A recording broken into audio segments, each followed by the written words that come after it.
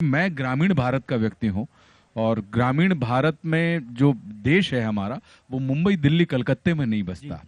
जब आप मुंबई दिल्ली कलकत्ते से निकलते हैं, क्योंकि मुंबई दिल्ली कलकत्ता तो महासागर हो गए और दुनिया के सारे मीठे पानी की नदियां महासागर में गिरती हैं, फिर भी महासागर का पानी खारा क्यों होता है?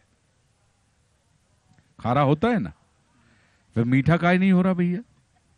तो इसका मतलब है, तो मुंबई दिल्ली कलकत्ता इन सब चीजों को अपन ये मान के चलें कि ये महासागर हैं जहां पर सारे मीठे पानी की नदियां इनमें आकर विलीन हो जाती हैं।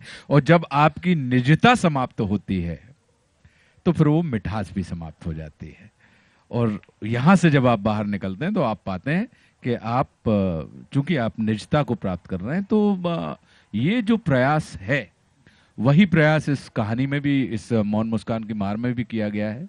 और मुझे पूरा विश्वास है कि अगर किसी को, जिनको भी पढ़ने में रुचि होगी, अगर वो पढ़ेंगे और एक बार पढ़ेंगे तो फिर उसको वो पढ़ते रहेंगे। खोज कर पढ़िए मौन मुस्कान की मार। अच्छा, राइटिंग से अब हम उसी से, जिससे आपकी पहचान ज़्यादा बनी, एक्टिंग की तरफ चलेंगे। संघर्ष का लज्जा शंकर पांडे एक ऐसा विलेन है जो बिना किसी सुपर पावर के, बिना अपने पीछे बड़ी मोगैम्बो जैसी फौज लिए इतना खतरनाक लगता है, उससे ज़्यादा खतरनाक विलेन हिंदी फिल्मों में शायद ही किसी ने देखा हो। उसके लिए क्या ब्रीफ था महेश भट्ट साहब की तरफ से, या कैसे तैयारी रही? वो जो होता है उसमें, उसके लिए कुछ स्पेशल किया था क्या? देखिए, कोई भी जो, जिनको हम कहते हैं कि हमारी स्मृति में जो किरदार चिन्हित रह जाते हैं, एक होता है कि आप किसी किरदार के बाहरी स्वरूप को पकड़ें, यानी गेटअप एटअप कर लिया, दाढ़ी मूछ लगा ली और कुछ ऐसी चीज कर ली, तो जब आप शरीर पकड़ते हैं। और दूसरा होता है आप उस किरदार के विचार को पकड़ लें। तो हमारे लिए ये है कि जो भय है या प्रेम है या घृणा है या करुणा है, ये जितने भी भाव हैं, ये भाव हैं।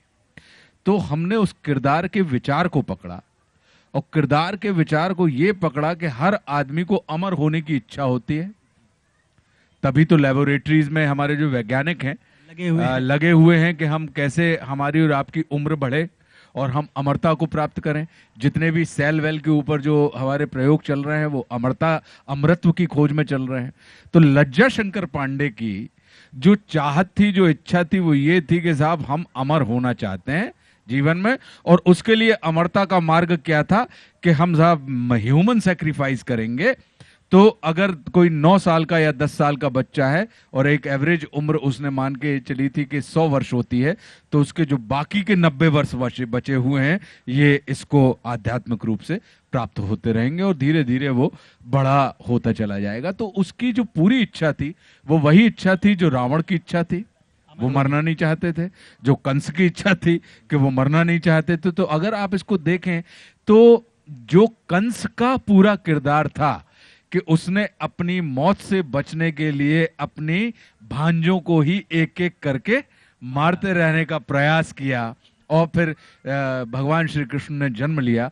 तो आप उसको, लज्जा शंकर को, तो हमने अपने दिमाग में वही रखा था कि ये उस किस्म का एक पावरफुल और कहीं ना कहीं मृत्यु के ऊपर विजय प्राप्त करने का उद्यम करना चाहता है। तो ये कितना परम पराक्रमी और साहसी और कितना ढीठ आदमी होगा, जो, और कितना निर्भीक आदमी होगा। सिर्फ एक ही चीज से वो डर रहा है और वो है मृत्यु।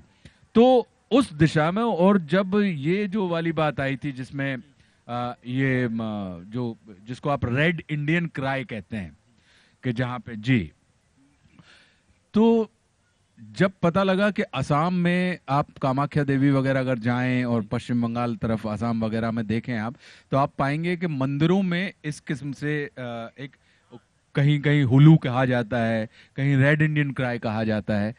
तो वो, ये क्राई इसलिए होता है कि वो बुरी आत्माओं को भगाने का काम करते हैं।